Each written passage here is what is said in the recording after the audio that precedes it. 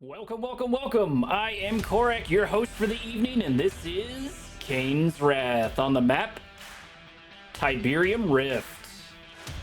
Starts off on the left-hand side of the map wearing the purple robe, sporting the GDI gloves. We have WashedZoggy. His opponent for the moment in the bottom left-hand corner, bottom right-hand corner of the map wearing the blue robes and the nod gloves. We have Noev. Welcome everyone to my first live stream. We are on the map Tiberium Rift. I'm gonna go through a couple of games.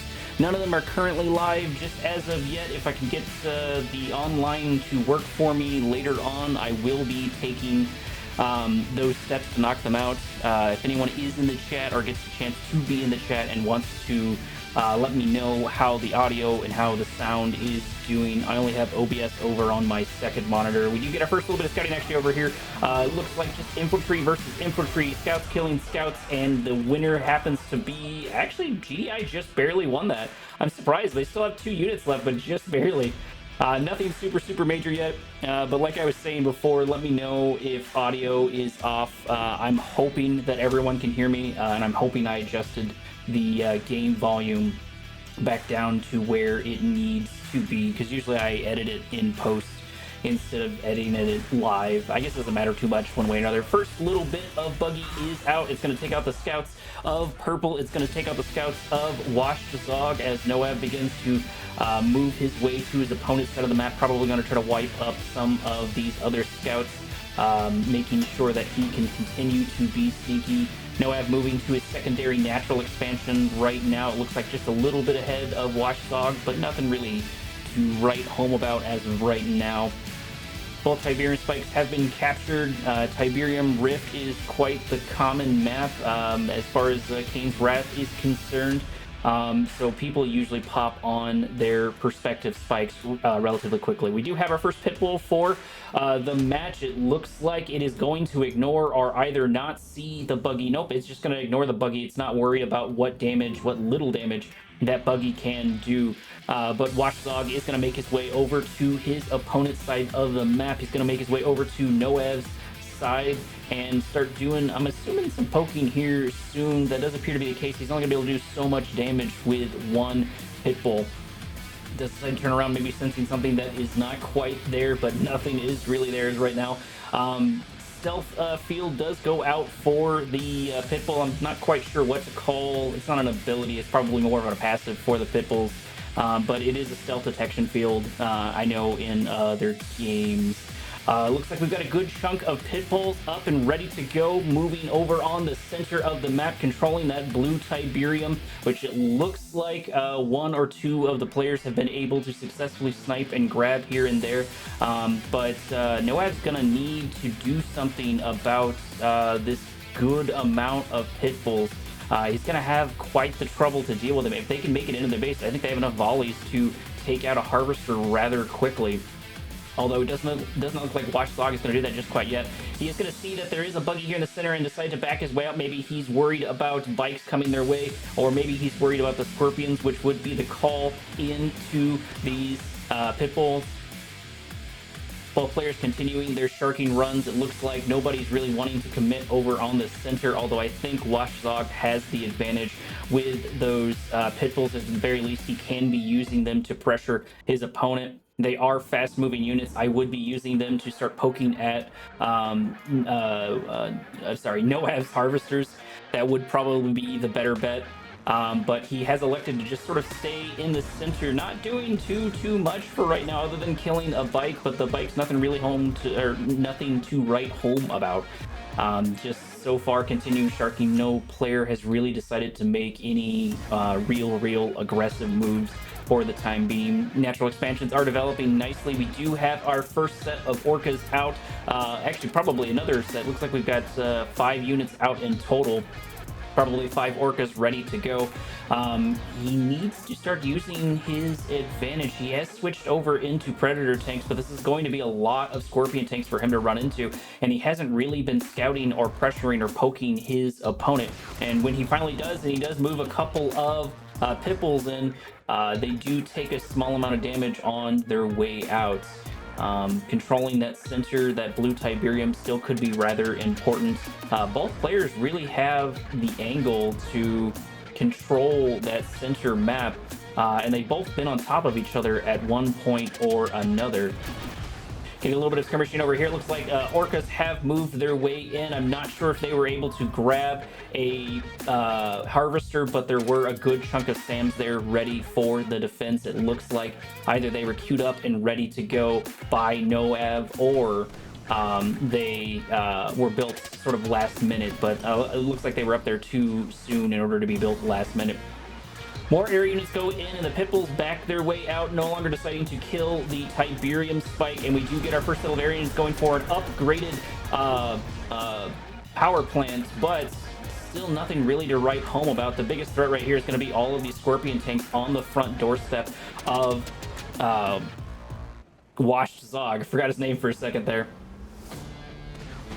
First little bit of reinforcements coming in for WashedZoggy. I'm not sure where he's decided to plop them down at, but he would definitely need them at his base. Couple of Predator tanks here, but not enough to fight the numbers of all of these Scorpion tanks. Two Predator tanks get caught off in an unfortunate position. WashedZoggy really needs to tighten up his formation. He does have a good chunk of air units, and he can start using those to start picking off the Scorpions, and it does appear that he is doing that, but this is not all of Noab's forces. We're about to get some Scorpions and a Stealth tank actually sneak its way in here over at half HP. It would be a good call to move it up around into the north while the Scorpions have engaged everything else. You need to be using that Stealth tank to its advantage. Stake around, do some flanks here, Noav. You need to get some more kills out. Sonic Emitter is out, and it's going to be able to mop up a good chunk of these Scorpion tanks with one shot. More air units moving their way in. Venoms moving their way in order to help the defense of all of these Scorpion tanks. We do have our first upgrade, the laser turret for the Scorpion tanks. The Scorpion tanks begin to whittle down the forces of WashedZoggy. WashedZoggy is looking anemic in the forces front. It looks like he's lost just about everything. He hasn't been able to group his forces in the way that he needs to. Another Scorpion tank gets whittled down, and it does look like Noav has finally started to dwindle down in his assaults, but I think the damage is done. The majority of the Predator tanks, and I think a couple of Harvesters were able to be taken out, and most importantly, that Air Force was able to be knocked out. All of those Orcas were going to be a constant threat. I would have kept saving those Orcas to go around the south or go around the north, wait for him to assault or pick them off going forward. You know, once again, easy to say from the casting chair, but I think it is a pretty sound strategy. Noav seeming to be a little bit tighter in his formation, tighter in his grouping, and he has already transitioned into avatars, which should be plenty in order to handle this moving force of WashedZoggy. WashedZoggy moving a couple of units in. There are the Orcas probably looking for a Harvester. Nope, they're going to hit the Tiberium chemical plant instead, but it's not going to be able to take it out, and it's going to give Noav time to repair that. More Orcas moving in, possibly going for the Tiberium chemical plant. That does appear to be the case right there, but the sell-off happens right before it gets destroyed. Still nothing to defend against these Orcas. I say that just as the Venoms move their way in, pushing the Orcas out, saying you are no longer welcome in our airspace. I may not have SAM turrets, but I'm not sure I need it. Scorpion tanks versus Predator tanks here in the center. It looks like the Scorpion tanks are outnumbered and outgunned. If they're not careful, they're going to lose this fight. Oh no, actually we do have railguns for the Scorpion tanks for the GDI faction, and that does definitely tie things up. Here we go. We've got our first couple of mammoth tanks over here by WashedZoggy. WashedZoggy preparing for all of those avatars. I think he is still just a little bit behind his opponent. Venom getting a rank up, killing these Firehawks. Firehawks are out of ammo and unable to do too much. A couple of Venoms go down, but they do take out the Firehawks, and it looks like they're picking on an Orca over here. The forces, the air forces for Noav keep getting in here and dealing a good chunk of damage. There is our first AA turret by the GDI faction, and it looks like Noav is not paying attention. Oh no, he loses his ranked up air unit, his ranked up Venom, sort of unceremoniously. First set of mammoth tanks and Predator tanks are moving their way over to Noav's base. Noav's old main base, that is, but the forces aren't very grouped up over here. I mean, maybe if he's using the Pitbulls to scout, that wouldn't be too bad of an idea, but his formations just aren't tight. He's sending in like 1 and 2 unit here and there. Nothing really to write home about. We do have our Redeemer engineering facility out for the Nod faction, out for Noav. Rail tanks are moving their way in, dealing a little bit of damage, taking out a hand of Nod inside the old main base of Noav. And Mammoth tanks moving their way in, taking out the War Factory, pushing out the avatars. And Noav needs to reposition around if he doesn't want to lose this infrastructure, although I think it is too little too late. He's going to lose a Harvester almost for free as well. That's going to be a good positive win for Zog. Zog's going to take out this refinery and then take out the power plant, killing the infrastructure of his opponent. He's continuing to group his forces, which is going to be good for him later on in the fight. It looks like the Harvester did manage to make its way out just in time. Noav has finally grouped all of his forces, all of his avatars, with a little bit of man spam splashed in there, but it was too little too late. He was not able to save his old main base. Not a detrimental loss, but those little losses back and forward can make a difference. Redeemer is out, probably going to be looking for some troops to slap in that, hopefully some engineers here pretty soon. Firehawks are doing a patrol, but they're in sort of a bad spot. A couple of Predator tanks actually getting caught out over here. 4 Predator tanks actually getting caught out, not focusing fire on anything useful, just hitting the man span of their opponents as the avatars absolutely wiped them up. And it looks like the more and more the game goes on, even though there are a lot of these mammoth tanks don't have a whole bunch of support to them. One infantry squad moving its way in, going to see the bulk of his opponent's force, the bulk of Noav's forces. Noav did manage to slot at least 1 unit inside his Redeemer, and Redeemer is making its way over to its opponent's base. And this is a pretty healthy looking army by Noav. Noav is actually moving his MCV a little bit further up and doing a small base rush. This is something we see Bart Jones do quite often. And actually, I'm not sure what happened here. I don't know if that was the rage gen, but all of the snipers for WashedZoggy were taken out just as soon as they landed. Maybe I missed that rage gen, I'm not sure, but things are not looking great for WashedZoggy. WashedZoggy is in an unfortunate position here. He does have a good chunk of mammoth tanks, and he does have a Juggernaut, but oh no, the Juggernaut is on the front lines. It's in an extremely bad spot. Juggernaut goes down, mammoths move in, and I'm not sure he can hold this for too long. All of the one-clicks are here, all of the man spam are here, and they can start dealing a good chunk of damage. These Juggernauts just keep getting in really unfortunate positions, really bad positioning. They need to be behind buildings. They need to be in the back line to start dealing the damage, but it's not going to happen. Mammoth tank after mammoth tank gets absolutely eviscerated as Noav begins to move his way into his opponent's base. We do have a sonic emitter out that is going to be really good for mopping up a good chunk of this man spam, but it doesn't matter because Noav has at least 1 hand of Nod, 1 shredder tank on the front line, and most importantly, he is stopping his opponent from harvesting. So the units that we see here are probably all that he's going to have left, and we do have a good chunk of snipers here that are going to be able to take out a couple of units, but it doesn't matter because there is no answer to this Redeemer. Redeemer does not have an engineer in it, so it's going to stay at less than half HP. Mammoth tank and Harvester, after Mammoth tank and Harvester getting taken out, Firehawks doing absolutely nothing for this fight. Noav is completely uncontested over in the secondary natural expansion of his opponent's base, of WashedZoggy's base. Mammoth tank goes down once again. WashedZoggy throwing in the towel, giving the win to Noav.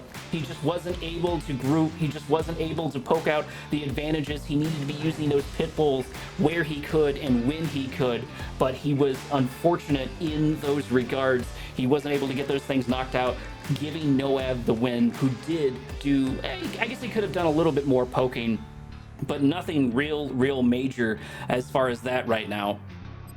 Moving on to game number 2, Commander. Give me one moment. Here we are, Commander, in my first 2v2v2v2, and I've decided to do it live because I hate myself. Starting us off in the left-hand corner of the map, we have Ririmo playing Traveler 59, sporting the green. His ally in this match for this time around is Vsjargd. I'm not quite sure how to say it. It's like Vsjargd. He's playing the Steel Talons and rocking the yellow.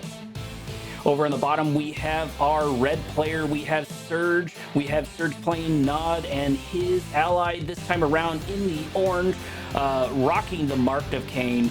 We have Sevenites. I'm just gonna call them 7. That's easier for me.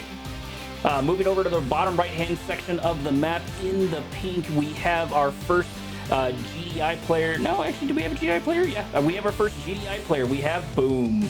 Boom's ally for the moment, rocking the purple. We have Mozah? Mozah? I'm gonna go with Mozah. He is decided to go Marked of Kane, and evening us up over here in the top right-hand corner of the map, rocking the blue, playing the Scrin. We have CCSparta, his ally right now, rocking the Traveler 59 in the cyan. We have FateZero. We are on the map Ancient Gardens. For those who are unaware, this is not a map or even a game type I am really familiar with, so we'll get to learn all of this together, Commander. I am told that these 2v2v2v2s can be absolutely insane, and this one was actually sent to me to cast, so I'm hoping we're going to get something good out of this. But how can we not get a good chunk of action out of a 2v2v2v2? There's almost no way with that amount of players, that amount of commanders on the map. Oh, actually, we have a mutant hovel on... Do we have two? Yeah, we have two mutant hovels. I never get to see those getting used. I would be super excited to see them used if we can over here. One thing I am also not seeing is no one seems to be scouting each other. Maybe the dynamic is significantly different in the 2v2v2 maps, but I'm not seeing a good amount of scouting. I know that their opponents are quite some ways away, and maybe that's why they're not worried about it, because even if someone does do something cheeky, it'll take them a hot minute to do that. But still, you might want to have some scouts out in order to poke around, in order to find out what is going on. And I think the furthest scout we have so far is over here by our red player, who I believe is Sergem, if I am correct.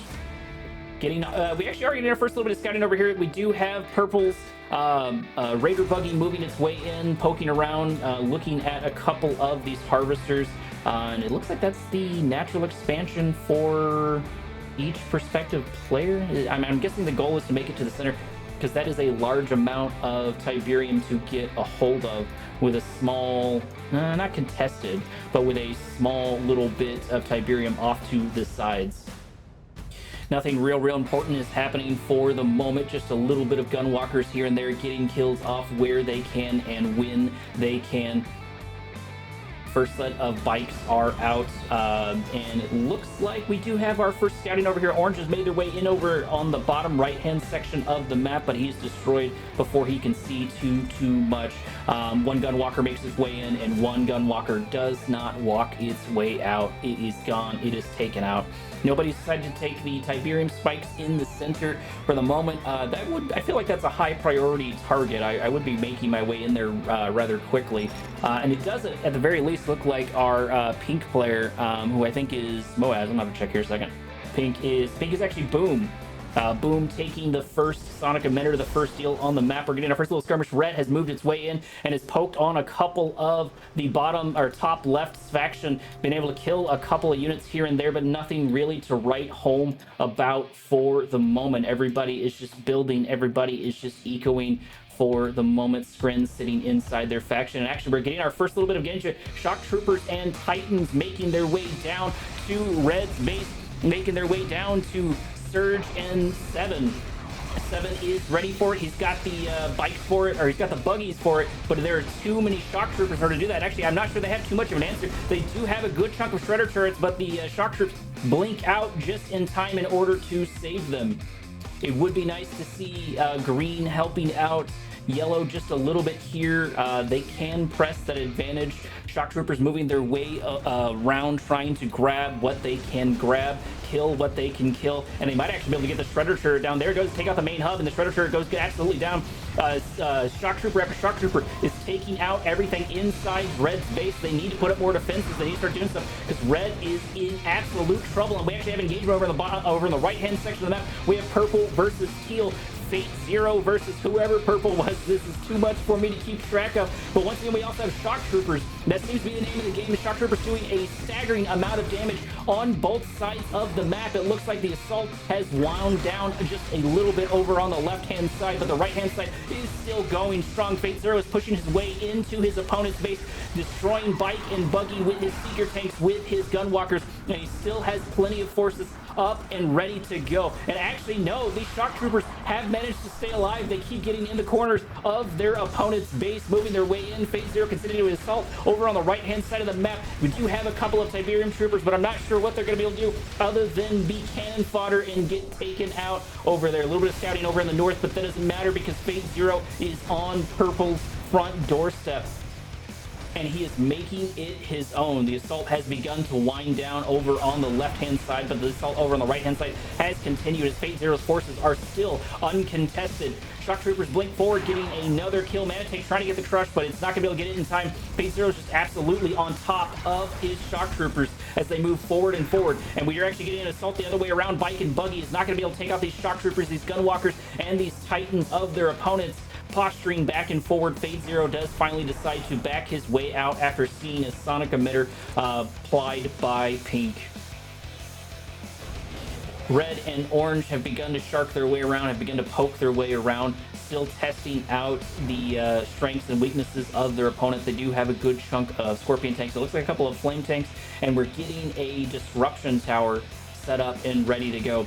FateZero is not going to be on the defense here in a minute as a good chunk of Raider buggies move their way in, but that is exactly what Fate wants, as he's got a couple of forces, a couple of Seeker tanks ready here to move his way in, and he's ready to continue his assault again. He's going to need to deal with that Mammoth tank. The Mammoth tank is going to be a problem, but I think he has plenty of forces in order to take it. FateZero is going to take out the Mammoth tank here rather quickly, and no, actually he's focusing on the buggies instead. Mammoth tank does go down. Second Mammoth tank is moved its way in and is rolling its way forward. If it can make its way forward, it can get a couple of good crushes on those Gunwalkers or Seeker tanks, but it's not going to get it. It gets sent into its doom. There was not enough support there, and FateZero is still uncontested on his side of the map. This is the game of shock troopers because there's shock troopers on the left, shock troopers on the right. Green is making excellent use of his. FateZero is making excellent use of his, and Purple continues to get pushed back by FateZero. He almost has no infrastructure left other than what is at his old main base. He's got to be hurting for income for the moment. It does look like FateZero finally has some support over here, and actually maybe he may have had support the whole time. The colors were just a little too similar possibly for me to see. Sonic Emitter is here, but it's too little too late. It's not going to be able to do too much, and FateZero actually has a Eradicator Hexapod over on his secondary natural expansion. Titan and Wolverines moving their way into Red's base. Red getting absolutely pummeled over here. These Shredder turrets had no match whatsoever for the forces of Steel Talons. Steel Talons are going to set up on the front doorstep of Red and Yellow. It looks like he's not deciding to commit entirely just yet. There's Purple. Purple is out of the game, has thrown in the towel, has called the GG along with Pink, freeing up FateZero and his ally over on the right-hand side of the map. They have won that particular engagement, but they still have to contest with their opponents. Red and green haven't been really dealt with as of right now, and that's probably going to be the next target. It looks like Steel Talons are still almost absolutely uncontested over here, but I take that back. There are actually 4 obelisks over here. That is going to be the call that is going to push out these Steel Talons forces. Obelisks have a lot of HP to absorb a lot of the damage from them, and most importantly, they're very, very nice at destroying these mechs, I guess, is probably a better way to say it.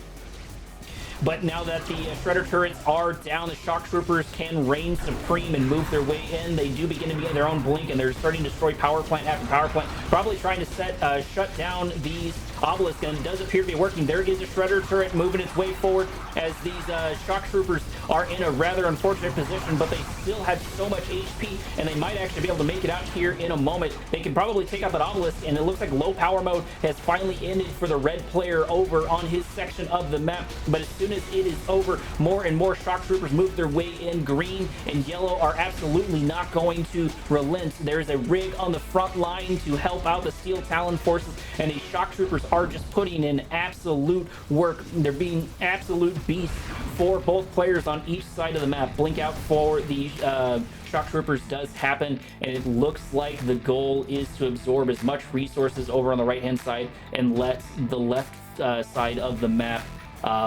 flush each other out, finish each other off, and weaken each other. Blue Tiberium is developing quite nicely in the center of the map. I'm not quite sure where, but I did hear the sound of a Redeemer. That's going to be great for Red. He needs that for his defense. Hopefully he can slap a couple of engineers in there. And this is so many Shock Troopers they're going to pose an absolute problem as they move their way into Red's secondary natural expansion over in this contested natural expansion, the large one. Shock Troopers make their way in and move their way out. There is the blink, and the big problem is that FateZero and his ally, FateZero and who was he in here? FateZero and Spartan. There you go. CCSparta are uncontested and just allowed to absorb all of these resources. Spartan's Devastator warships are in the center of the map, starting to poke and prod what they can. It looks like they decided to take out the defensive tower. Not a massive target for them to go for, but every little bit counts. Marv moving its way in, and Behemoth on the front line for Steel Talons, and Red and Orange are looking in a very unfortunate position. Here is the Redeemer with 2 engineers in it. I'm not sure if he's stuck there or if he can wiggle his way around, but he needs to move them forward because the Shock Troopers are moving their way in. Red and Orange need to get on top of this, otherwise they're going to get wiped out of the map. Here any moment they need to deal with these forces. They do have a good chunk of Shredder turrets, but this is a staggering amount of Shock Troopers, and the important part is that FateZero and CCSparta are still uncontested on the right, moving their way into the center of the map. If you're looking at the mini-map, there's a lot of blue moving its way in. Orange has thrown in the towel, giving all of his forces to Red. Red is here by himself to fight all of these Shock Troopers, to fight all of the forces of his opponent. FateZero has finally begun his assault over on Green, moving his way in, starting to take out stuff, and that should force Green to blink his way out and move his way away, possibly saving Red. Marv is here by itself, uncontested, doing nothing other than soaking up damage as FateZero continues his assault over on the right-hand side, or sorry, over on the left-hand side onto the forces of Green. He has just too many forces. He was left alone for too long, and Spartan is poking around as well. Looks like Spartan's gone more air and heavy units, while his opponent, or while his ally, has gone bulk. Secondary natural expansion for Green and Yellow is taken out. There's only a solo. Nope, there it goes. There's the fire cell. All of the frontline forces are gone. And here we go. We're getting, oh my god, absolutely staggering amount of Shock Troopers versus Shock Troopers with some Ravengers thrown in. There's a Behemoth on the front line that's going to get taken out rather quickly. He's in a bad position. No, actually, he's going to get taken over for a minute and then destroyed right there at the end. Slingshots are also in a really unfortunate position, but they don't care. They appear to be going for these Devastator warships. I think they are still in a really bad spot. FateZero's forces have dwindled just a little bit, but he still has plenty left in the tank, and his ally is here to back him up. CCSparta moving their way into Green and Yellow's base, absolutely wrecking and dealing what damage they can. More Shock Troopers beginning to move their way in. The Reclamator hub has finally been taken out. These Devastator warships are doing just like it says on the tin. Massive EMP, getting 3 behemoths and a good chunk of buildings. Things look all but over for the Green and Yellow faction. Somehow they've managed to outlast their opponents on the bottom, outlast Red and Orange, as Red and Orange have more time to build their way up. If he spends enough time building his, I won't say economy, I will say diversity of units. And there it is. Actually, Red has decided to go nothing but Venoms, and there's so many Venoms here they can basically blot out the sky, and they're going to start doing a good chunk of damage. But there are a lot of Gunwalkers here to start taking them out as their numbers get dwindled, but there's still a good amount of Venoms. Red taking the safe play and moving his way into his opponent's base. I would constantly be poking and prodding. The weaker you can make FateZero and the weaker you can make Spartan, the better off you are.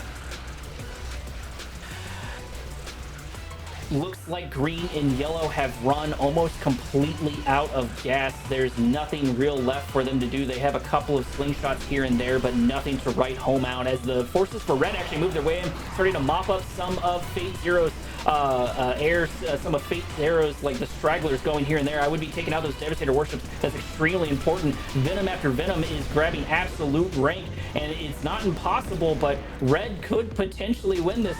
He's been able to wrap up a good chunk of kills, and for the most part, he's been left alone, but it doesn't matter because Green and Yellow are knocked out of the fight. We have FateZero and it looks like CCSparta versus, I gotta see who's next, versus Surge. It looks like Surge is the only one left to contest his opponents, to contest Spartan, to contest FateZero. Venom's moving their way in, taking out more and more of the Devastator warship. That's going to be super, super great when they've taken out what little units could have dealt damage to them, as they just have an absolute free smorgasbord over here. These Venoms are just wrecking, destroying unit after unit, but now FateZero has moved his way in earnest, but Red is ready. He's learned from dealing with green and yellow earlier that he needs to have a good chunk of these Shredder turrets, especially if someone's going to go so massively into all of these Shock Troopers. Shock Troopers moving their way in, and they're actually in a little bit of a precarious spot. I don't remember if they can fire up. Gunwalkers are going to move their way in, and that is going to be the threat for sure to the Venom Devastator warships continuing their assault from afar, but Red is in at least a decent position. The only thing he's going to run out of here in a bit is probably resources. He's got to be hurting on the Tiberium. He's harvested most of his natural expansions, I should say. But that doesn't matter because FateZero and CCSparta have so much resources at their disposal. Gunwalkers moving their way in, pushing the Venoms to have to back out. Once again, this disruption tower is not going to do enough, and there are so many harvesters here harvesting almost absolutely nothing. Red needs to move those. Surge needs to move those. Needs to move those where he can. Eradicator Hexapod is left unattended by itself, but it doesn't matter because the other forces of the Venom have moved their way over to the south to get taken out. Eradicator Hexapod is at half HP, but I'm not sure it's going to matter because he still needs to deal with all of these forces of FateZero, and he still needs to deal with the production. There is the one click. You can no longer destroy the Eradicator Hexapod. It is just not going to be enough. They could move their way over to the Redeemer, but I'm not sure it's going to matter as more and more forces of more and more of these Venoms get absolutely taken down, absolutely eviscerated, but they are not down and out of this fight yet. They are absolutely destroying the air forces of CCSparta and the air forces of FateZero. That one click has got to be running close to out. Hopefully he's going to blink up and raring to go because that Eradicator Hexapod is about to end in a rather precarious position. Bombers moving their way in, taking out the Eradicator Hexapod as the Redeemer and the Bombers were enough to finally take it out. FateZero and Spartan do have an advantage when it comes to resources, but they are losing against the Defender's advantage and all of these Venoms of Surge. If I was Surge, I would definitely be building a couple of engineers, trying to get in the husks of your opponent. Every little bit of cash counts, and most importantly, I would be moving to the north to try to grab some more resources. Just about all of the blue Tiberium is gone from the center as FateZero preps and begins his secondary assault, and this Redeemer is in a really unfortunate position. He does get off a really good rage gen, which is going to be great for him, and he's going to be able to walk away, and nothing real bad is going to happen to him. Two Annihilator tripods were taken over and probably taken out by the Stormhawks just as soon as they go up. Yep, tripod goes up and then tripod goes down. Do have an obelisk on the front line, but for the most part, Surge is absolutely on the defensive. He has not decided to make any aggression or any expansion where he could. He needs to get himself some resources. He needs to spend the money to make money if he's going to continue this assault, because while he may be winning a good chunk of these fights, you've seen FateZero and CCSparta have just rebuilt time and time again. Redeemer does have a little bit of stealth build, but it has finally ended. It is blinking out in here and there where it can. He does not have the rage gen just quite yet. It should be coming up here relatively soon here in a moment. Venom's moving their way in, killing the Gunwalkers, but they are getting destroyed by all of the units of FateZero. FateZero's got a little bit more air heavy, air defense heavy than he did before. Probably a good call considering all of these non-stop Venoms, and that's not looking good for Red. That's not looking good for Surge. His forces have dwindled down significantly. He's got to be hurting on resources. He has more and more obelisks out on the map, more and more defenses out on the map, and the Redeemer has actually got a little bit of rank to itself. That one engineer is worth his weight in gold. It might even be better to toss a secondary engineer in that, considering you didn't have too many ground forces. But I think this is all but over. Surge is being pushed back further and further. There is the EMP exposing the back armor of that Redeemer and that Redeemer engineering facility. They need to get on that as quickly as they can. They need to destroy that Redeemer. That is his last real hope. He does have a secondary Redeemer with 2 engineers in it, but the other one does go down unceremoniously. There is the rage gen that is going to help a little bit. But this spam is not over. This 2v2v2v2 has proven that resources are king. If you have resources, it doesn't matter how many forces you lose. It doesn't matter how many battles you lose. For the most part, you are going to be able to keep pushing like FateZero and CCSparta are with their Devastator warship. We're all with all of their forces. There it is. We are finally getting a GG. Serge has thrown in the towel, giving the match to FateZero and CCSparta.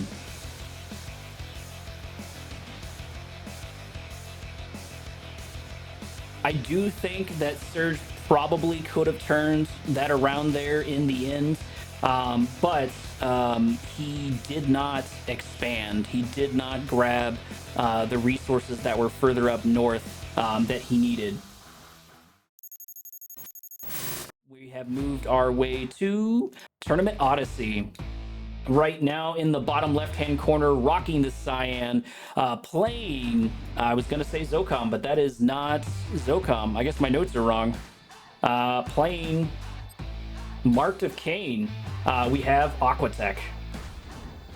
His opponent in the top right-hand corner of the map. Yeah, my notes are absolutely wrong. It looks like he is facing... No, actually, I was wrong. That's not Aquatech. Aquatech's over in the top right, and it looks like it's FateZero in the bottom left. So we have Marked of Kane versus Zocom. Aquatech playing red. I expected Aquatech to go cyan, but maybe FateZero was able to grab it just in time. And I think that is FateZero's normal color. I do see him using that one particularly quite often. So maybe it was just best of who was able to grab it for them. I have seen a good chunk of Tournament Odyssey lately, especially in the IES tournament that I have been, I won't say hosting, but I have been casting, at least on the back end. I haven't done any of them live yet. This is sort of practice for those tournaments, sort of working on my voice going nonstop, making sure my overlay and everything were working the way they need to. I probably should move this over to the more gameplay-centric screen. Looks like there are 2 Tiberium spikes per player on the map. No blue Tiberium, an EMP controlled center in the center that nobody decides to grab. Awakened Squad's going to be able to get his EMP and his scout off on the refinery. Nothing really to write home about, but he is going to try and be annoying. FateZero usually does pretty decent with these Awakened Squads. And actually, if Aquatech's not careful, his MCV is going to be in quite some danger as these, I say danger, but the Awakened Squads hitting their EMPs are going to delay the natural expansion of his opponent. But the important part is that the natural expansion hasn't been moved upon over by FateZero just quite yet. And even with the delay from the Awakened Squads and the APC moving its way in, it looks like Aquatech is going to get himself set up before FateZero. No refineries just quite yet over on each perspective natural expansion. Looks like FateZero hasn't decided to go anything cheeky despite playing the faction that he is playing, despite playing the more sneaky faction, and things have been relatively tame on both sides. We do get our first Pitbull by Aquatech, gonna be beginning to shark its way around, probably moving from the north to the south to start poking and prodding to see what it can do.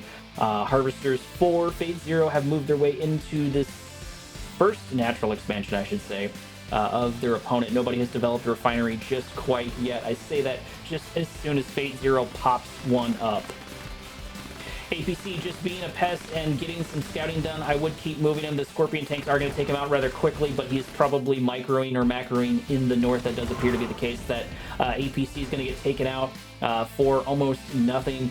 More and more Pitbulls are beginning to group in the north, probably going to try and grab themselves a quick snack on one of these Harvesters.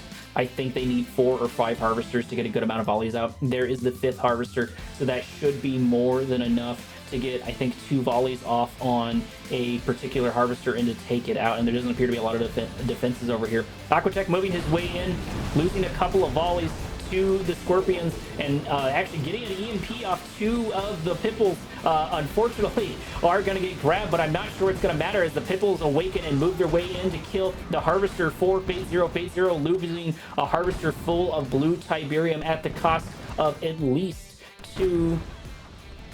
4 Pit bulls. I do think that may have been worth it. I've got to sit down with a spreadsheet and figure out how many kills it takes to justify losing X amount of pit bulls or X amount of units.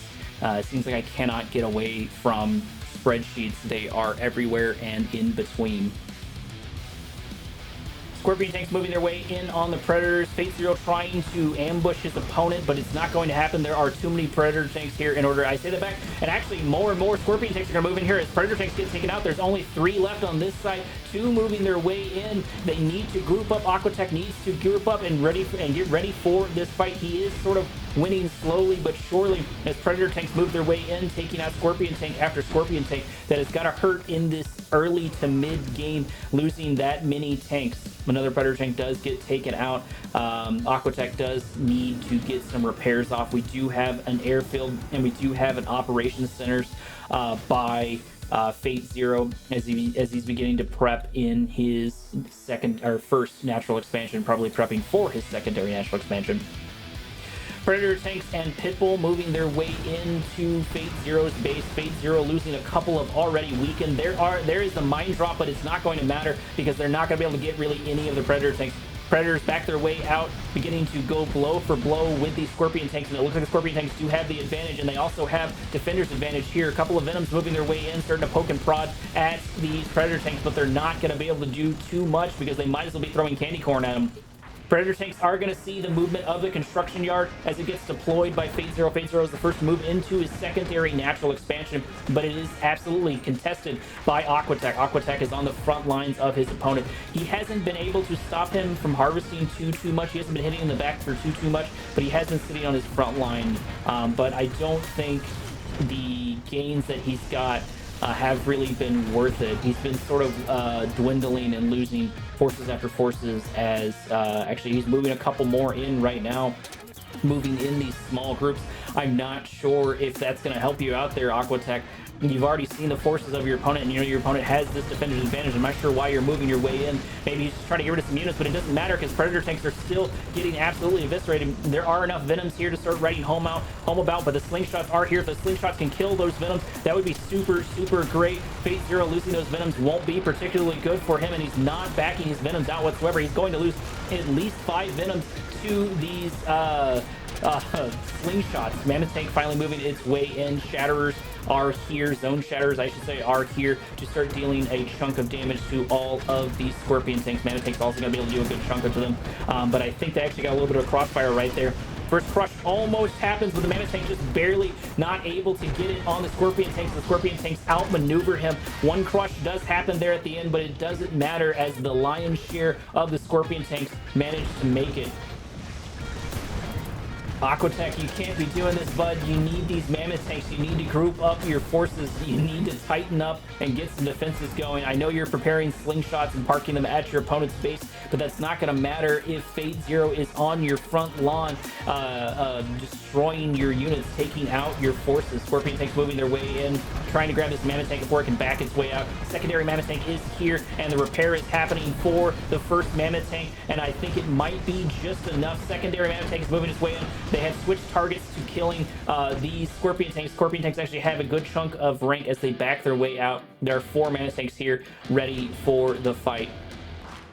Slingshot sitting outside of the airbase of his opponent, but it doesn't matter because they're going to get taken out here by these Scorpion tanks since they are doing nothing other than sitting there. FateZero has decided to back his way out, and Aquatech has moved more Mammoth tanks further to the south. He is a little bit split up here. I would like to see some man spam and maybe some more Predator tanks or even some APCs mixed in with these Mammoth tanks so they're not by themselves, so they have these escorts. He's going to move 2 into FateZero's base, but he knows what forces he has. He knows he's got a good chunk of these Scorpion tanks. He's going to decide to move them in. The Fog of War is revealed as soon as he crests the hill. Mammoth tank backing its way out, but I'm not sure it's going to be able to do anything. Maybe he's trying to bait FateZero into an engagement. This would be a good call right here. Losing 1 Mammoth tank in order to get a couple of kills on these Scorpions wouldn't be a bad idea whatsoever. They do back their way out in time as FateZero moves forward, and Aquatech does decide to group up just a little bit more. There is one set of rifleman squads here. Those are nice. I would like to see more man spam by Aquatech, mixing in some rockets, because he knows he's got all these scorpions, and rockets are super good into it. 2 really, really great EMPs are going to lock down 3 great EMPs. They're going to lock down 3 of these Mana Tanks Awakened squads, proving their weight in gold, stopping the majority of the forces of his opponent. Scorpion takes are in a fortunate position. If they're not careful, 2 crushes do happen. 3 crushes do happen by the Mana Tanks. Mana Tanks moving their way in. EMP right there at the last minute, and as soon as they were finally getting some gains, they start losing those, but the forces of FateZero are getting taken out as Venoms move their way in. Another Mana Tank does get EMP. FateZero using those EMPs to great effect, and the Mana Tanks by Aquatech are moving their way over these Scorpion tanks. These Venoms need to be dealt with. There are no answers to them just quite yet. Unfortunately, the Mana Tanks aren't super great at shooting up. They do have that occasional rocket here and there, but it's not going to be enough to stop all of this. And there is the answer to the Mana Tanks. There's the Avatar. There's the EMP. That Mana Tank wanting so hard to get that crush and getting denied right there at the last minute. Slingshot is here by Aquatech, but it is too little too late. Those Venoms dealt their damage. Enlighten moving their way in, engaging a couple of these rifleman squads, but it's not going to be anything too major. We do have our first Marv up and out and raring to go. Doesn't look like we have a Redeemer engineering facility just yet by FateZero. He's elected to not go that far. Slingshots are popping their way over towards the airfield of their opponent, over towards the airfield of FateZero. But honestly, he needs to be grouping these forces. I'm not sure what he's doing by sitting there at the airfield. That's only going to be able to do so much. You need to deal with the ones that are already on the field itself. Sonic Emitter here for the defense for Aquatech in his secondary natural expansion. FateZero much further along in his Tiberium harvesting, and Aquatech's just throwing money away. I'm guessing he has a rally point at this building over here, and is just constantly sending units over there. Marv is absolutely exposed. There's only one set of rocket squads inside the Marv. That would have not been my call. I definitely would have put at least 2 rocket squads inside the Marv, knowing the air forces of his opponent, but maybe he has a lot more faith in his slingshots, and he's worried more about the ground units. I am unsure. The old main base for FateZero is going to be contested, is going to be in some danger, as upgraded power plant after upgraded power plant are going to get taken out. FateZero grouping his forces, grabbing his Enlighten, grabbing his Avatars and his Venoms, and is going to begin his assault here in any moment. Rocket squads moving their way in, good call, but the Enlightened squads are going to be able to take out them along with the Venoms. Rocket squads are dying left and right. They do have that Tiberium field suit, but I'm not sure how much it's going to do when they get absolutely destroyed like this. Marv actually getting EMP'd over on the left-hand side of the map, and he is almost by himself. This Marv is not in a good position. If he can move forward and get the crush, but he's not going to be able to do it, as EMP after EMP continues to happen, and they're just absolutely unloading on this Marv. Losing this Marv could possibly lose him the match. Aquatech is not in a good spot. There's too many avatars. He's not going to be able to save it. Rocket squads are here, but they are too little, too late. As FateZero begins to walk onto his opponent's base, Aquatech has got to have very, very little in the gas tank after losing that legendary unit, after losing that elite unit. FateZero almost having an Avatar walk into his opponent's base right there at the minute, probably just barely didn't grab him. I think we have a Redeemer up and raring to go. Looks like it is about halfway complete. That would be the extra cherry on top. Good chunk of, looks like we're going primarily infantry. We've got the AP ammo, we've got the suit, we've got a singular slingshot. And speaking of, there's another slingshot right there. It is able to grab a couple of kills on these air units. That is going to be good. Stealth tanks actually moving their way in, destroying a upgraded power plant of the GDI faction. And it looks like Aquatech's not really paying attention to this whatsoever, because he's in his opponent's secondary natural expansion, taking out this Venom, this air tower to stop these Venoms from spawning. There goes the sell-off of the air tower as FateZero decides to save up a couple of resources. He is positioning over to try to save his secondary natural expansion, but at least as far as the expansion is concerned, I think it is too little too late. If he can mop up a couple of the forces of Aquatech, that'll be great for him. Aquatech is still looking rather anemic, even though he has been on the aggression a bit more than his opponent, but I think he's wasted too many resources. Sending those slingshots down to your opponent's air tower, sending those mammoth tanks in solo, and he's actually wasting a couple of sniper teams over here. Maybe he's expecting them to not get seen, and I guess that it is working. They are able to get a good chunk of vision, and they almost take out one of the harvesters of FateZero. Stealth tanks, it looks like they've absolutely eviscerated and still are uncontested. They're going to be taking out a refinery here in a moment. They're going to be taking out a harvester here in a moment. That's going to be rather critical. Losing that resource is going to bite, is going to suck for Aquatech. Neither player has much left in the tank. There's not too many units left on either side. I do believe FateZero has the stronger forces, but he's going to need to get something to sort of pad out all of those avatars. He is grabbing a Redeemer, which will be really great for the Rage Gen. I would recommend putting 2 Engineers in it. Well, I know, I guess there's a good chunk of Infantry, so it might be worth doing that. He's going to need something to start taking out all of this infantry. We're probably going to get a Marv here in a moment by Aquatech. I'm surprised they have that much money left in the tank whatsoever. Rifleman squad over here for the scout, waiting to see when it is okay to harvest the Tiberium that is over there, as all of the Tiberium on the map is all but gone. These Tiberium spikes are still up. I think that would be my goal for my natural expansion, moving down into that Tiberium spike. That'll be super helpful. Stealth tanks are still uncontested. Aquatech is doing almost nothing against them. He doesn't have any pit bulls to suss them. I stay the back, and there are 4 pit bulls as they begin to move their way in. Hopefully they have enough time to cut off these stealth tanks. These stealth tanks have become worth their weight in gold once again, and they do have these Tiberium core missiles. They are going to finally find it. The pit bulls are finally going to find these stealth tanks, but they're going to get taken out. I'm not sure they have the forces in order to take them out. They do switch targets last minute, making things extremely unfortunate and ranking up another one of these stealth tanks. He's getting close to going heroic. That might be the name of the game this time around, just doing these little small poking and prodding with his stealth tanks, because he's getting really great gains off of just these 2 units. His opponent had to walk his way all the way over to his side of the map in order to do that kind of damage with a large chunk of his forces, and FateZero was sort of able to do that with the little that he had.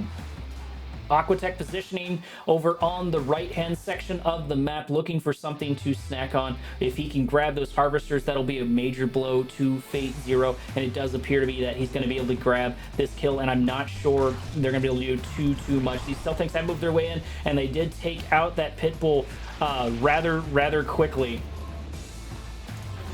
Harvesters do get revealed, and they're going to try to attempt to crush on the units, but I'm not sure it's going to matter. No, they miss a couple of them. One harvester does go down. So far, I think that was worth it for FateZero. He got a little bit of Tiberium, which is going to make a difference, because, you know, with how anemic the map is looking, that is definitely going to make an impact. Tiberium spikes still up for their prospective opponents. It does look like one is finally going down. Aquatech destroying the Tiberium spike of FateZero. Definitely a good call. Definitely good, something good to wiggle your way into. Stealth tank moving its way forward along with this engineer to take over these lifelines, to take over these Tiberium spikes. Mars moving its way over to the old main base of Aquatech to try and get some harvested resources. Definitely a good call.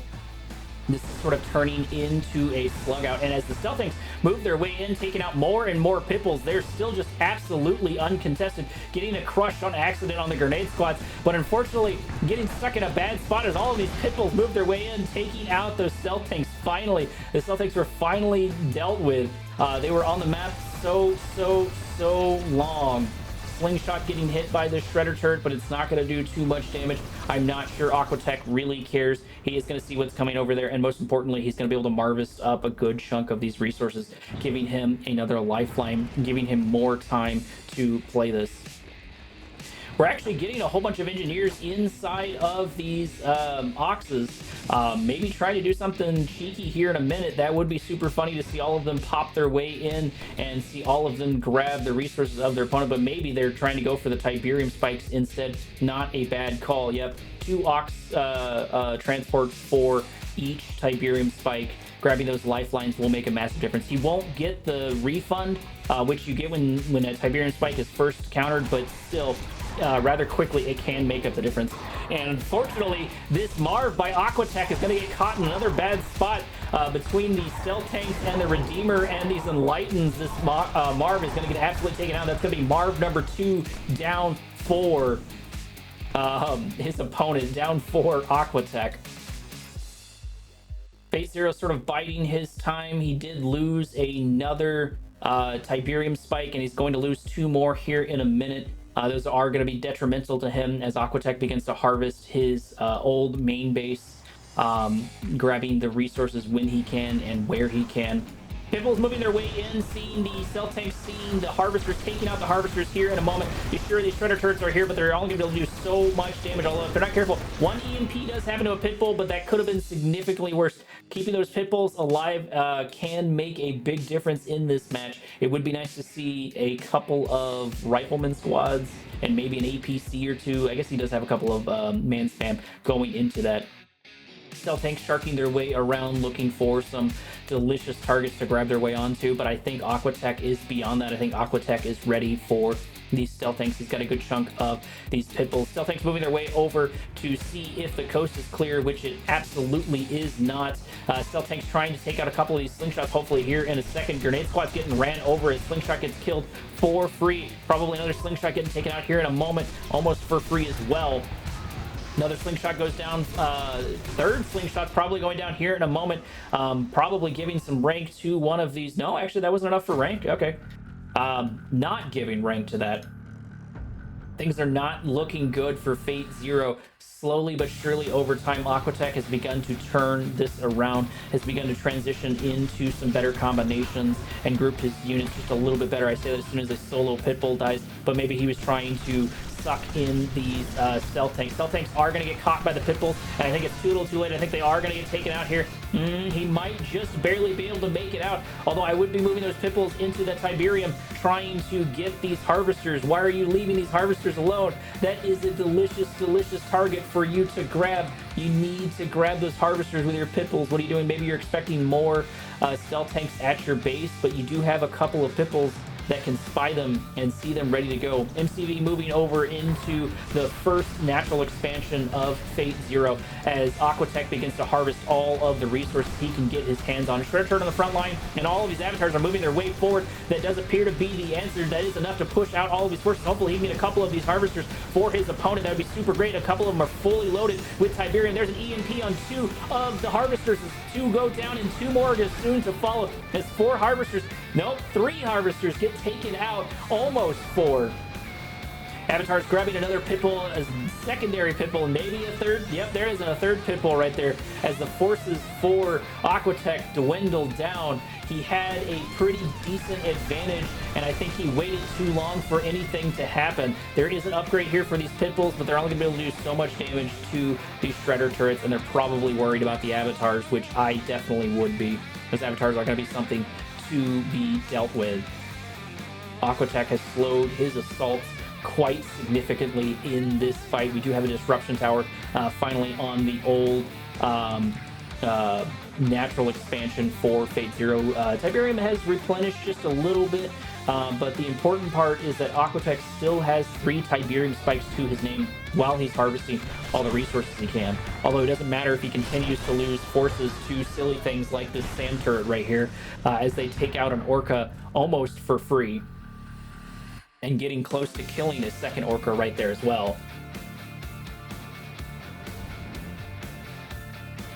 More and more sand turrets on the defense for FateZero. FateZero spreading his base out, making his way over on the right-hand side of the map, trying to look at this Tiberium.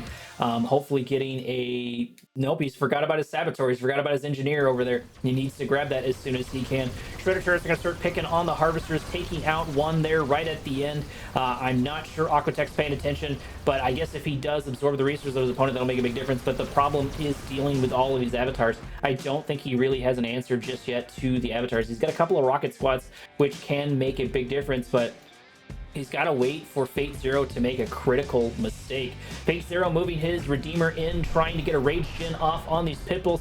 Actually managing to get it off, but I'm not sure how much it's going to be able to do. It looks like the Pitbulls do make it out with most of their HP intact, a couple of them going down. Orca moving its way in to start taking shots at the Redeemer, getting a couple shots off here and there. Redeemer is going to start taking out a good chunk of these Pitbulls. Pitbulls versus Redeemer is not a good combination, as the Redeemer gets kill after kill as the Cell Tanks move their way in, and if the workers are not careful, they're going to get taken out. There it is. They get taken out. That was the primary threat to the Redeemer. Redeemer is now relatively uncontested. There's a good chunk of man spam here, but I think FateZero's Redeemer should be in a rather decent spot. I say that, but these rocket squads are dealing good chunk of damage, and EMP on the other foot. Good EMP by the grenade squads by the Redeemer, getting that exposed back armor for the Redeemer. There is the one click by the Nod faction, but I think it's too little too late. Losing this Redeemer is absolutely gonna sting as another EMP happens, one right after another. Those grenade squads absolutely becoming the MVPs of that fight, taking down the Redeemer, but that is not the fat lady singing. FateZero has said, "I didn't hear no bell," and is continuing on this absolute just drudge slugfest.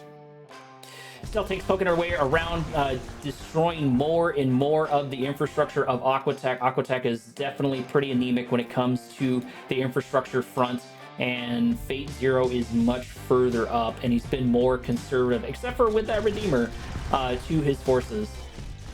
Refinery going to get taken out here by the Cell Tanks. Not too much they can do. They only have 3 Pitbulls, which is not enough to kill these Cell Tanks. Well, I guess one is half HP, so possibly one gets super close, but a Pitbull does get taken down in the trade, as Aquatech is not paying attention to his Pitbulls, not paying attention to some of his other units. And that is the 3rd Marv for his opponent. That is the 3rd Marv for Aquatech. Aquatech probably beginning to get ready for his last push. Actually, has he not had a construction yard this whole time? Oh no, there it is. He moved his construction yard in a similar manner that FateZero did. Forces for Aquatech beginning to move their way down. I'm not sure what they're going to be able to do. This is a lot of Shredder turrets on the front line, with the upgrade putting one on the hub as well. There's a disruption tower here and a bunch of other stuff. It's going to be very hard to deal with all of that. Commando getting taken down before anything can really happen. It would have been great if he was able to get that disruption tower right before the assault began, but that is not going to be the case. Infantry for Aquatech moving their way into FateZero's base, but the Shredder turrets are here. Shredder turrets have plenty of upgrades to take them out.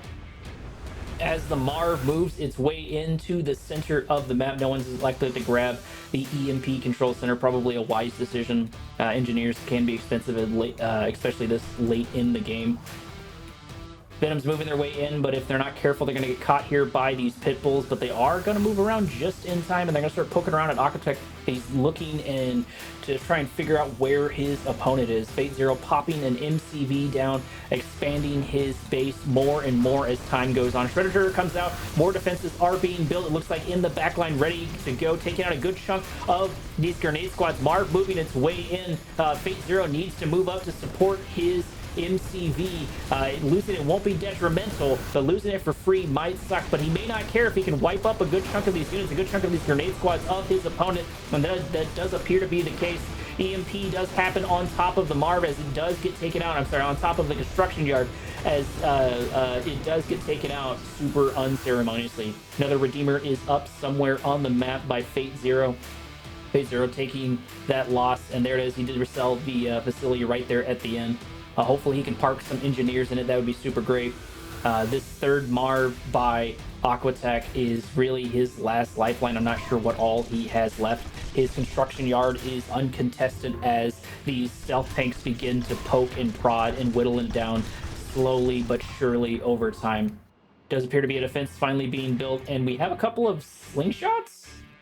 That's a strange strategy there by Aquatech. I know there were a couple of Venoms here and there, but I feel like he's invested way too much into all of these slingshots, and I don't think he's been able to make up the cost for it. He's just lost so many as they move their way in. I don't know why he's so afraid of the air forces of FateZero. I know they have been a pest, but they haven't been anything to write home about. I would have used them more defensively in this case. Slugfest is continuing as somehow Aquatech was able to save his construction yard, moving their way to start killing some of these stealth tanks. One stealth tank does get taken down, but the one with rank is still alive, and he does have volleys to start taking out the pit bulls of his opponent, but if he's not careful, he's going to run into the stealth towers of, or sorry, into the watchtowers of Aquatech. Did the MCV get sold off, or did it move? Huh, I guess I missed that. I have no idea what happened to the MCV, what happened to the construction yard. And I'm not really sure what Aquatech's got left in the tank. I think what he has on the map is what he has on the map. When he finally loses those forces, that will be a game over.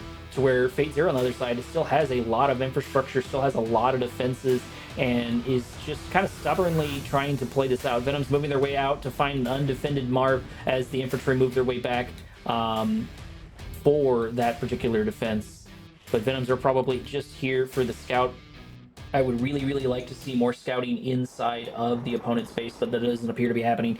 AP ammo, hammerheads are here. I'm not, maybe they're there for the avatars. I'm not sure what they're going to be able to accomplish. They don't appear to have anyone in them. There's no zone troopers or anything like that in them up and ready to go. And if they're not careful, they're going to die to these Venoms because they cannot fire back against the Venoms as they are both half HP. There's the Rage Gen by the Redeemer as the majority of the forces of Aquatech tear each other apart, start taking them out. 2 Shredder turrets on the front line. Marv in an unfortunate position. I'm pretty sure we're going to get an EMP on top of the Marv, who's absolutely exposed. There's the first EMP. Marv is in a rather bad spot as more and more of the infantry, more and more of these defenses of his opponent move their way in. Another EMP happens, keeping the Marv locked down, but it does happen on the opposite side too. Grenade squads were able to get a good EMP on the Redeemer, making it a scary match right now, but it doesn't matter because that Marv's already at half HP. Redeemer is back up, and they're probably going to get a good EMP here again in a second. There it is. The Marv is all but done, and I'm pretty sure so is Aquatech. I'm not sure what else he's going to be able to do. FateZero has just been absolutely on top of this particular match, and he's been making Aquatech come to him in this strategic resource-heavy map. And I guess I should say strategic resource low map. 2 engineers just sort of hanging out over by the spike for their perspective commander, not able to do too much. Disruption tower at half HP. There is the stealth field, there's the scout for the GDI faction, but it doesn't matter because all of these hammerheads are going to get taken out by these sand turrets. No, one does make it.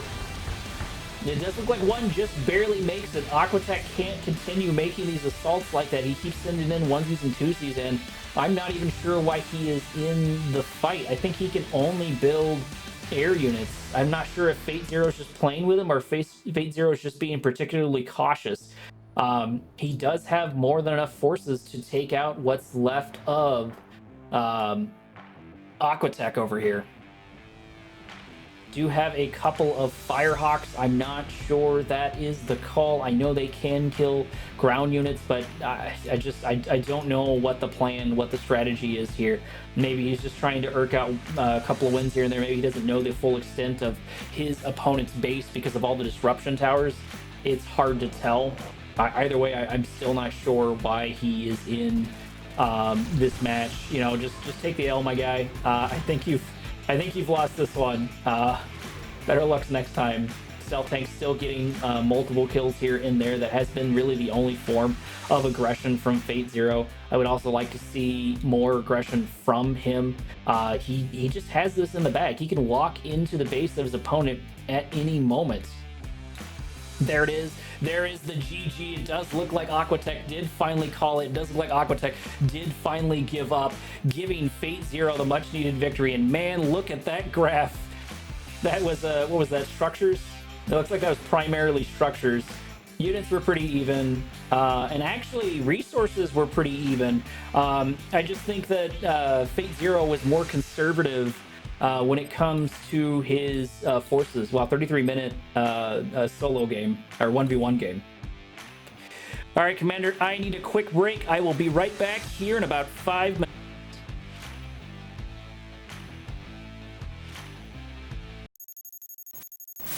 There you are, Commander. Welcome to the Harvest. We have moved on to a 2v2. Looks like over in the left-hand side of the map, rocking the yellow, sporting the steel talons, we have Penneywise. His ally for this map, rocking the purple, playing the... Who was it? Great. Playing the Marked of Kane, we have Gacius. Over on the right-hand section of the map, rocking the orange, playing the Reaper 17, we have DuneTiger. His ally this time around, rocking the purple in the GDI, we have Canada.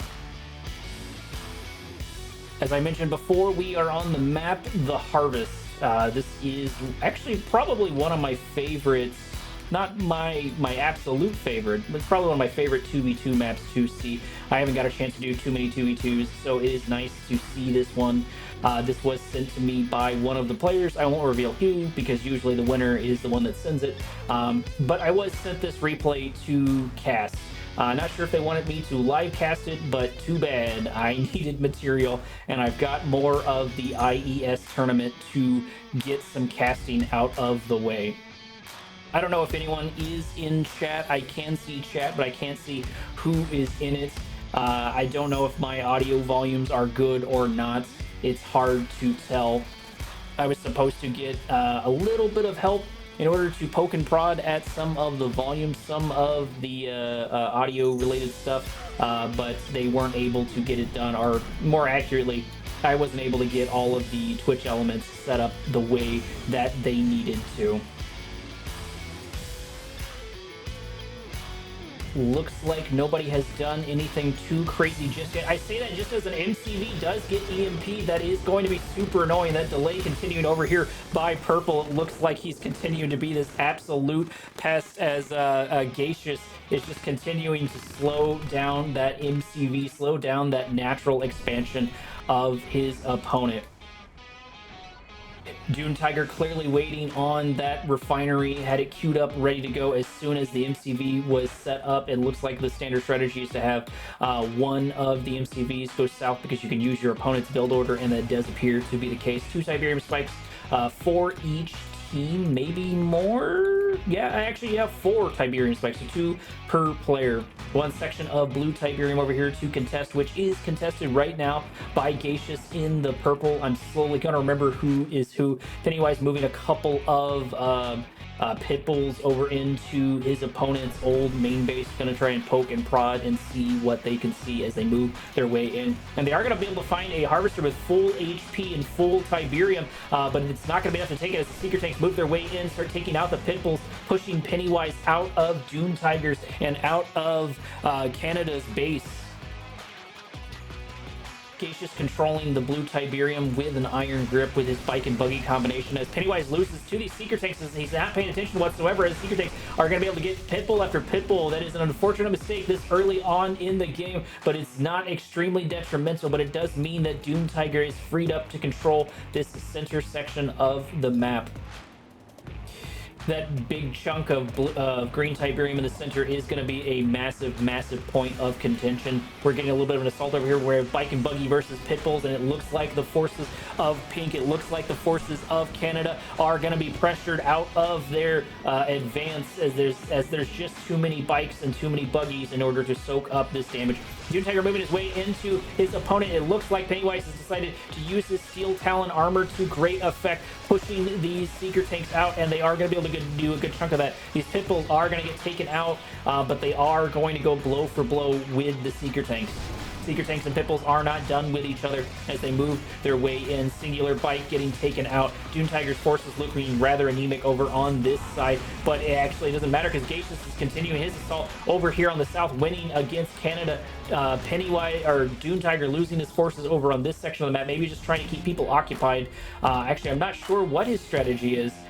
Losing all of his forces can't be particularly great. Maybe he's just trying to poke and prod where and when he can keep the aggression off of his base, but he did lose a good amount of Seeker Tanks. Penneywise building up a good chunk of these Wolverines, not wanting to deal with really any infantry whatsoever as the Titans move their way in. But then again, plenty of people use the Wolverines to pad their Titan stats, or pad their Titans defenses, I should say.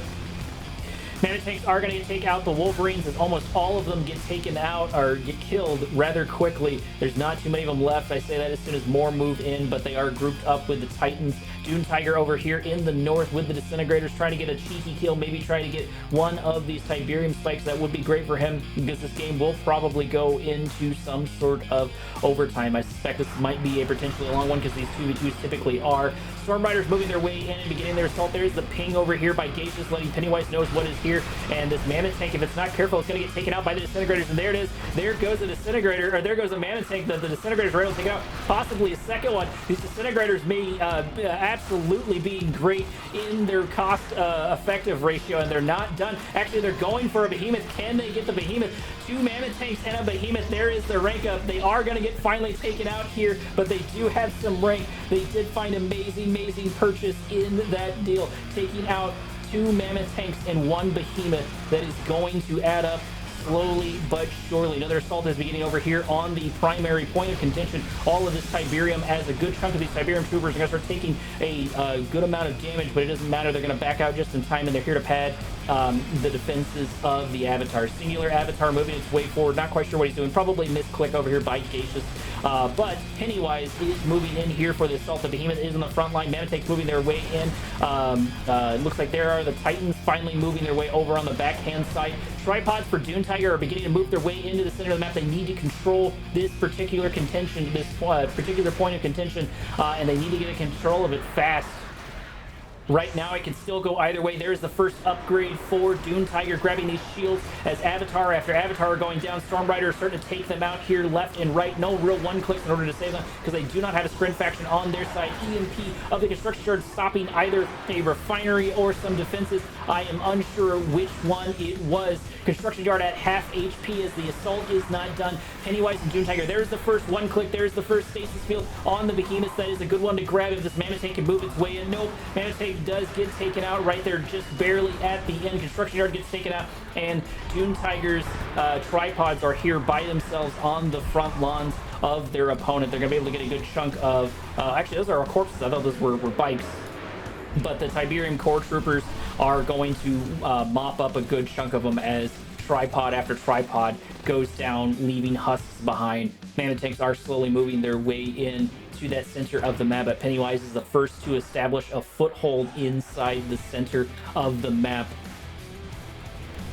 We have Mana Tank versus Mammoth Tank, the Steel Talon Mammoth Tanks versus Canada's Mammoth Tanks, and it looks like the Steel Talons are going to come out on top. They have Behemoths and a couple other units there and ready to go. Commando gets spotted by the Behemoth, forcing his way out. DuneTiger and Canada are looking a little anemic on the forces front, while, I mean, granted, there's a lot of cheaper forces by their opponent. Gacius was actually able to grab one of his avatars back. I think that's what it was. Grab one of the husks back because no one was able to destroy it there in time. Commando still doing nothing other than poking his head in when and where he can. DuneTiger not done being sneaky, moving tripods over in the north, trying to get something cheeky off, trying to get some cheap and easy wins like he was able to before. Rocket squads, or sorry, not rocket squads, bikes are going to take a couple pot shots at the Storm Riders, but they're not going to be able to do really any anything super significant right now. Canada finally controlling the blue Tiberium in the south, finally controlling a little bit, at least somewhat of a foothold. over there. That is a consolation prize in my opinion, because not controlling the center map is going to bite them in the butt, and they're going to run out of resources. They need to do something soon. However, they do not have a crazy amount of forces. Tripods finally moving their way over with a couple of shock troopers, looking into Pennywise's base, taking out a couple of infrastructure, killing a harvester. Small consolation prize whatsoever, but being able to kill a good chunk of this infrastructure would be super great for him. It is forcing Pennywise to move the majority of his forces back. He doesn't need to do that. He could just send a couple of mammoths. He does elect to do that instead. A few mana tanks move their way forward, but they're going to get taken out rather quickly by the forces of DuneTiger. DuneTiger not able to win these head-on assaults, but doing rather well when it comes to hitting the back line of his opponent.